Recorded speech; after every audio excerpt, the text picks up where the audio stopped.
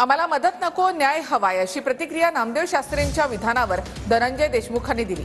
आम्हाला सध्या न्यायाची गरज आहे असं धनंजय देशमुख म्हणाले। तर संतोष देशमुख यांच्या कुटुंबाची जबाबदारी भगवानगड उचलायला तयार असल्याचं महंत नामदेव शास्त्री TV9 मराठीच्या मुलाखतीमध्ये म्हणाले होते।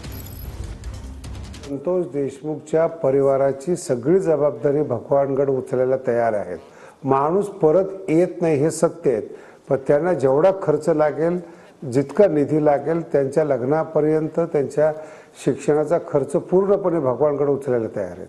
अजून काय मदत करू सांगा। जे सर्वसामान्य कुटुंब आहे त्याच्या जेवढ्या गरजा असतात, मग त्या शालेय आहेत, म्हणजे शैक्षणिक आहेत, सामाजिक आहेत, ते सगळे आत्तापर्यंतचे लोकप्रतिनिधी, सामाजिक क्षेत्रातले, संप्रदायातले लोक आले आणि त्यांनी त्या गोष्टी उचलल्या आहेत। त्याच्यामुळं आता आमची गरजच ती नाही, आता आम्हाला आधाराची गरज आहे, आता आम्हाला आमच्या न्यायाची गरज आहे। त्या न्यायाच्या गरजेमध्ये कोण काय करतंय हे महत्त्वाचं आहे।